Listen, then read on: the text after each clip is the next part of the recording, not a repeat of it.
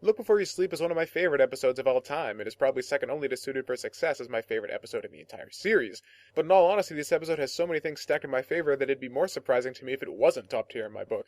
I mean, trap my three favorite members of the main cast in a single location, thus forcing the narrative to focus on character growth and exploration, my single most enjoyable aspect of fiction as a whole. This might as well have been make an episode for Bronycurious to fanboy over, and fanboy I do because every second of this episode is brilliant.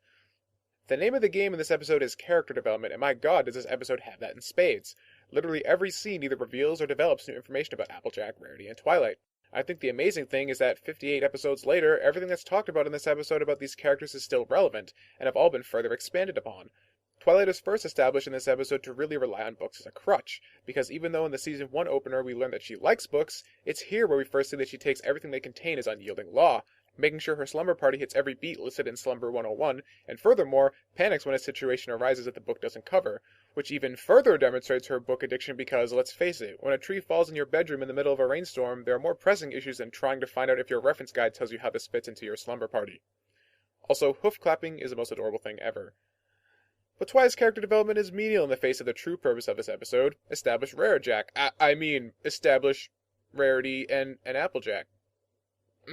These two characters are obviously different, and this episode explores their opposition masterfully, expanding upon the surface characterization that has been established for them over the last 7 episodes, and really begins to give both AJ and Rarity some true dimension.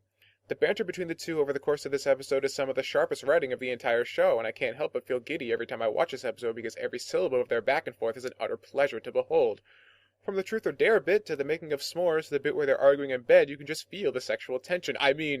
Can just appreciate the lengths that the writers go to firmly ground each character in their mannerisms and how they clash with the other.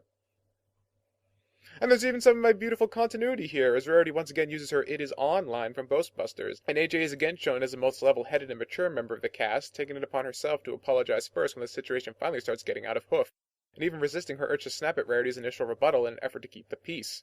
Their subsequent team-up, while Twilight obliviously continues to search her book for the answer, is a great resolution of the conflict, and their hug at the end shows that going forward, the two will have a beautiful relationship. Friendship.